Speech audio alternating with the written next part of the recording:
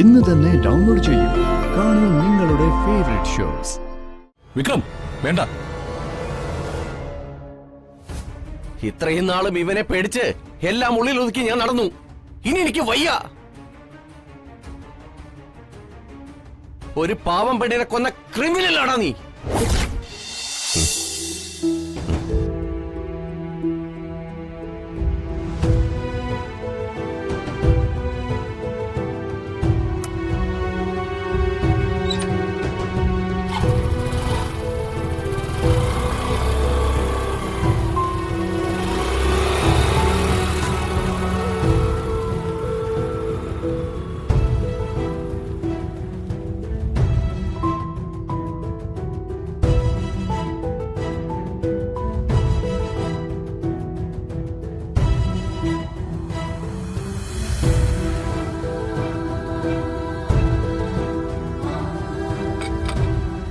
ഒരു യുദ്ധം വന്നതിന് ശേഷം സാധനങ്ങൾക്കൊക്കെ വില കൂടി. അവിടെ യുദ്ധം വന്നതിന് ഇവിടെ എന്തിനാണോ വില കൂട്ടുന്നത്? ഒരിക്കലും വില കൂട്ടിയ പിന്നെ അത് കുറയോ അതും ഇല്ല. ഞാൻ പറയുന്ന പൊട്ടത്തരങ്ങളൊക്കെ കേട്ടിട്ട് അമ്മ എന്താ ഒന്നും പറയാത്തെ? എന്താ അമ്മേ, എന്താ അമ്മയുടെ മുഖം വല്ലാതിരിക്കുന്നേ? ഒന്നുമില്ല. എന്താ അമ്മേ, എന്തിനാ എന്നോട് കള്ളം പറയുന്നേ? ഈ മുഖം വാടിയത് കണ്ട എനിക്കറിയില്ലേ? ഓ, അല്ലെങ്കിൽ തന്നെ ഇപ്പൊ എന്തിനാ എന്നോട് ഇതൊക്കെ പറയുന്നേ അല്ലേ? ഞാനാരാ? ഞാൻ വെറും ഒരു മോളെ, അമ്പലത്തിൽ നിന്ന് മടങ്ങുന്ന വഴി ഞാൻ വന്ദനയും ജഗനെയും കണ്ടിരുന്നു. എന്നിട്ട് അവരെന്നെ അവരുടെ വീട്ടിലേക്ക് വിളിച്ചു. അവരോടൊപ്പം പോയി നിൽക്കാൻ ഒരുപാട് നിർബന്ധിച്ചു. എന്നിട്ട് പോവാന്ന് വാക്കുകൊടുത്താണല്ലോ അല്ലേ? ഞങ്ങളൊക്കെ നോക്കുന്നത് വെറുതെയാ. മക്കളെ വിളിക്കുമ്പോ എല്ലാം കളഞ്ഞിട്ടങ്ങ് ഓടിപ്പോവാലോ. ഇവിടെ അച്ഛനും അമ്മയ്ക്കും വിനുവേട്ടനോ ഞാനോ എന്തെങ്കിലും കുറവ് വരുത്തിയിട്ടുണ്ടോ? ഇല്ല. ഞങ്ങൾക്ക് വിനുവും മീനാക്ഷിയും ഒരു കുറവും വരുത്തിയിട്ടില്ല. ഞങ്ങളുടെ സ്വന്തം മക്കൾ നോക്കുന്നതിനേക്കാൾ നല്ല രീതിയിലാ നിങ്ങൾ ഞങ്ങളെ നോക്കുന്നത്.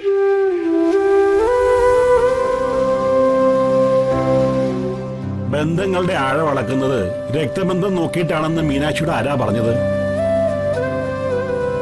ഇനി ആര് വിളിച്ചാലും ഈ വീട്ടിൽ നിന്ന് ഞാനും എന്റെ ചന്ദ്രുവും എങ്ങോട്ടുമില്ല. വീട്ടിലൊരുക്കുന്ന സൗകര്യത്തെക്കാൾ വലുതാ മനസ്സിലൊരുക്കിയിടുന്ന സൗകര്യങ്ങള്. വന്ദനയും ജഗനെയും കണ്ടയുടനെ ഞാൻ മാധവേട്ടനെ വിളിച്ച കാര്യങ്ങൾ പറഞ്ഞിരുന്നു. വന്ദനയും ജഗനും നല്ലവരാ. നല്ല മനസ്സുള്ളത് കൊണ്ടാ അവര് ചന്ദ്രികയെ വീട്ടിലേക്ക് വിളിച്ചത്. പക്ഷേ ഞങ്ങളെ തേടി വന്ന് കണ്ടുപിടിച്ച് ഇവിടേക്ക് കൂട്ടിക്കൊണ്ടുവന്ന വിനുവിനെയും മീനാക്ഷിയെയും വിട്ടിട്ട് മാധവൻ നായരും ചന്ദ്രികയും എങ്ങോട്ടും ഇല്ല. എന്താ ചന്ദ്രു, മറിച്ചൊരു അഭിപ്രായം ഉണ്ടോ നിനക്ക്? ഇതാ ഇപ്പൊ നന്നായേ. അച്ഛന്റെ അഭിപ്രായങ്ങളല്ലാതെ അമ്മയ്ക്കായിട്ടൊരു അഭിപ്രായം ഈ ജന്മം ഉണ്ടാവുന്ന എനിക്ക് തോന്നുന്നില്ല. നിങ്ങൾ പോകുന്നത് എനിക്ക് ചിന്തിക്കാൻ പോലും പറ്റുന്നില്ല. ആരും ഇല്ലാത്തവരല്ലെന്ന് ഞങ്ങൾക്ക് തോന്നുന്നത് നിങ്ങൾ ഇവിടെ ഉള്ളപ്പോഴാ. എന്നെയും വിനുവേട്ടനെയും തനിച്ചാക്കി ഇനി എങ്ങും പോവല്ല അച്ഛാ.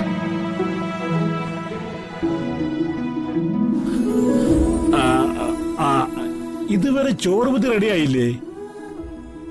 ആ, എല്ലാം എപ്പോഴേ റെഡിയാ. അച്ഛന്റെ പൊതിയിൽ ഞാനൊരു റബ്ബർ ബാൻഡ് ഇട്ട് വെച്ചിട്ടുണ്ട്. റബ്ബർ ബാൻഡ് ഇല്ലാത്തത് വിനുവേട്ടൻ്റെത്. ചോറുപതിയൊക്കെ റെഡിയാക്കി മരുമോള് മാധവേട്ടന്റെ ബാഗിൽ വെച്ചിട്ടേ നേരം കുറച്ചായി. ആ, ഇങ്ങനെ വേണം മരുമകളായാല്.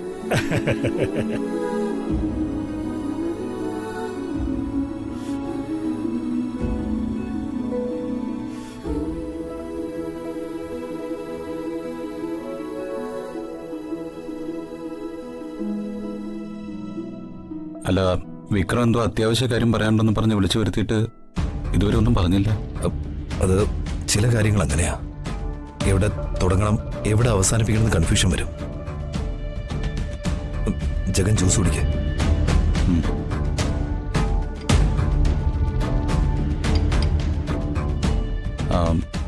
രാഷ്ട്രീയമാണല്ലോ ഞാൻ പരിചയിച്ച മേഖല.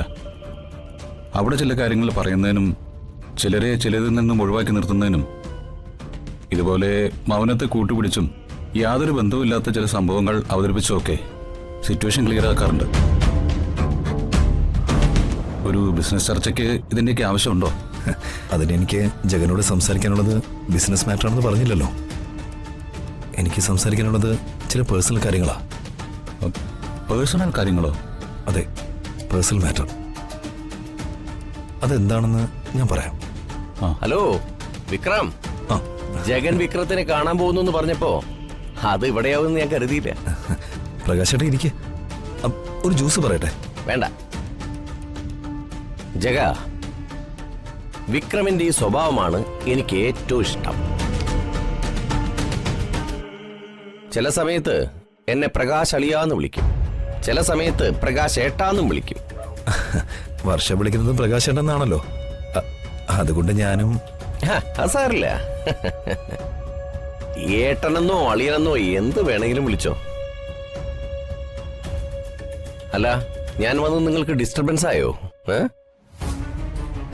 നിങ്ങളെ കണ്ട സ്ഥിതിക്ക് ഒന്നും മിണ്ടാതെ പോകുന്നത് ശരിയല്ലെന്ന് കരുതിയാ ഞാൻ വന്നത്.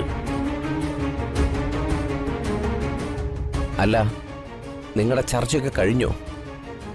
എന്തെങ്കിലും ഉടായ്പ പരിപാടി ഒപ്പിക്കാനുള്ള ചർച്ചയാണോ? പ്രകാശേട്ടൻ ഉദ്ദേശം എന്താണെന്ന് എനിക്ക് മനസ്സിലായില്ല. വിക്രമിന് മനസ്സിലായില്ലെങ്കിലും ജഗനത് മനസ്സിലായി കാണും. രണ്ടും കൂടി ബിസിനസ് ഉണ്ടാക്കിയതിന്റെ ഫലം കിട്ടിയത് വന്ദനയ്ക്കാണല്ലോ.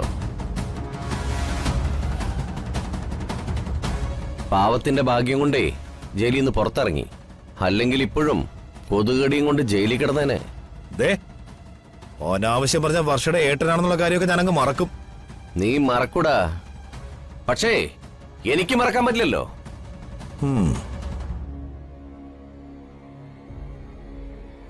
വർഷ എന്റെ കൂടെ പറപ്പല്ലടാ. നീ അവളെ കൊന്നില്ലടാ നായിന്റെ മോനെ. വിക്രം വേണ്ട.